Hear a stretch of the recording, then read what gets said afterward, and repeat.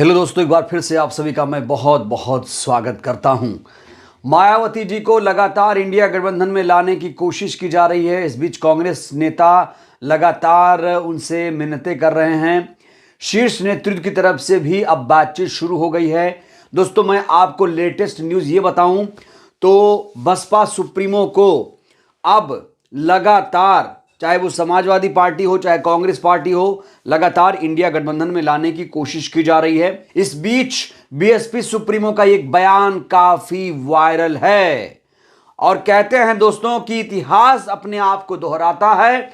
एक बार फिर से मायावती जी का यह बयान चर्चा के केंद्र में है।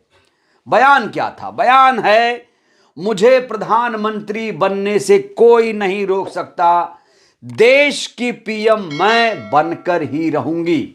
जी हां दोस्तों, सबसे पहले मैं चाहता हूं कि इस तस्वीर को देखिए।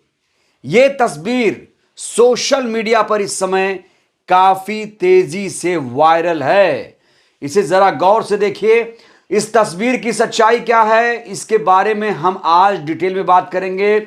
इसलिए भी बात करना जरूरी है क्योंकि मायावती जी का यह बयान अपने आप में बहुत ज्यादा महत्वपूर्ण है। उन्होंने खुद ही ये बात कही है कि मुझे पीएम बनने से कोई नहीं रोक सकता। तो यहीं पर एक बड़ा सवाल खड़ा होता है, कैसे मायावती जी ने सारे सवालों को लेकर बेबाकी से जवाब दिया है। इसलिए दोस्तों ये वीडियो काफी महत्वपूर्ण हो जाती है। तो इस तस्वीर को देखिए दोस्तों, ये तस्वीर देखिए। मायावती, ये एक ऐसा मंत्र है जो अपनी ध्वनि की तीव्रता और दुस्साहस में भारतीय राजनीति के हताशा भरे कोलाहल पर हावी नजर आता है। मायावती सत्ता के स्थापित ढांचे को झटका देने को तैयार हैं। इस तस्वीर की सच्चाई क्या है?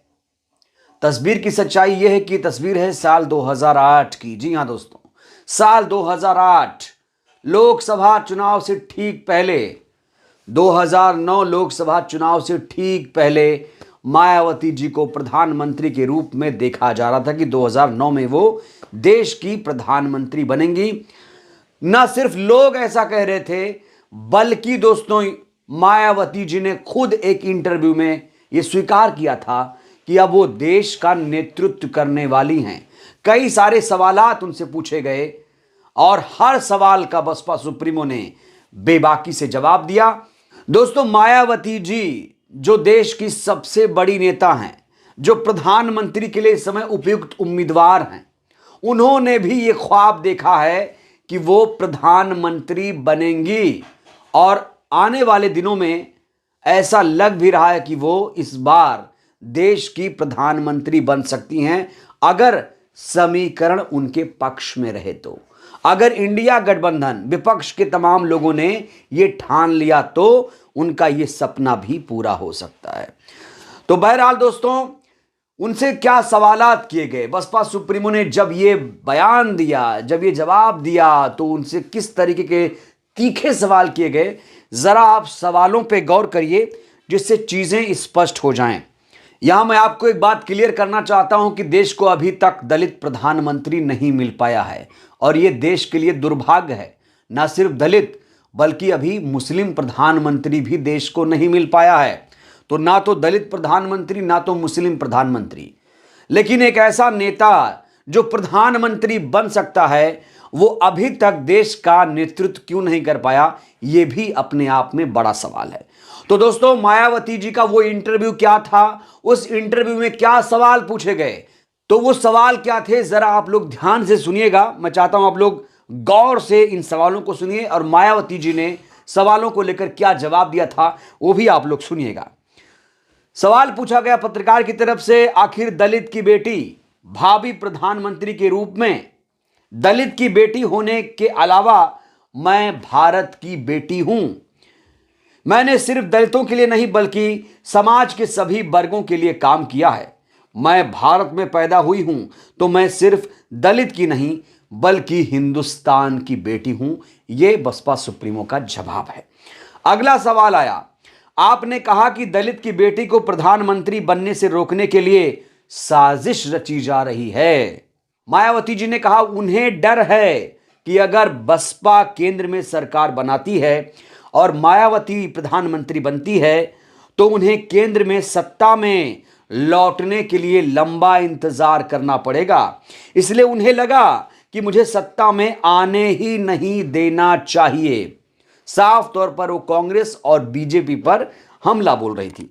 अगला सवाल आया तो वे आपको प्रधानमंत्री नहीं बनने देंगे। मायावती जी ने कहा, यदि मैं उत्तर प्रदेश की मुख्यमंत्री बन सकती हूं तो मेरा पूरा ख्याल है कि हमारे लोगों का सपना एक दिन जरूर पूरा होगा। इसके बाद पत्रकार ने मायावती जी से अगला सवाल किया, आपको यकीन है कि आपको कोई नहीं रोक सकता? मायावती जी ने कहा, एक आंदोलन शुरू हो चुका है। अगर सर्व समाज मुझे वोट देता है तो कोई ताकत मुझे प्रधानमंत्री बनने से नहीं रोक सकती है। ये मायावती जी का बयान है दोस्तों। अब आई बात गणित की। देखिए दोस्तों, मैं आपको बता दूं, प्रधानमंत्री बनने के लिए 272 सीटें चाहिए। मैजिक नंबर 272 होता है। जिसके पास 272 सीटें आ गई वो देश का प्रधानमंत्री बन सकता है। अगर नहीं भी आई तो कई बार जोड़ तोड़ करके भी 272 पूरा किया गया है इसी देश में। कई ऐसे ऐसे नेता हुए जो पीएम के पद पर पहुंचे, उन्हें यह भी नहीं पता था कि वो कभी गांव के प्रधान भी बन पाएंगे। तो बहरहाल गणित को लेकर जो जादुई आंकड़ा है उसको लेकर बसपा सुप्रीमो से सवाल किया गया। सवाल था, लेकिन गणित के मुताबिक प्रधानमंत्री बनने के लिए आपको कांग्रेस या बीजेपी का सहारा चाहिए।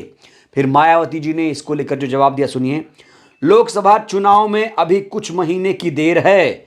मुझे यकीन है कि भाजपा और साथियों तथा कांग्रेस और उनके सहयोगियों को 200 से ज्यादा सीटें नहीं मिलेंगी, तो शेष 340 सीटें बची हैं। मुझे बहुमत के लिए किसी के समर्थन की जरूरत नहीं पड़ेगी। तो दोस्तों, ये जो बयान है बसपा सुप्रीमो का वो काफी मायने रखता है, बहुत ज्यादा महत्वपूर्ण है, क्योंकि बसपा सुप्रीमो ने अपनी जुबान से ही बात कही है कि वो देश की प्रधानमंत्री बनेंगी और उन्हें पीएम बनने से कोई नहीं रोक सकता। 2024 में क्या होगा? 2024 में वो प्रधानमंत्री बन सकती हैं अगर इंडिया गठबंधन उन्हें प्रधानमंत्री का चेहरा घोषित कर दे। मैं ये दावे के साथ कह सकता हूं, क्योंकि दोस्तों उत्तर प्रदेश से ही दिल्ली का रास्ता जाता है।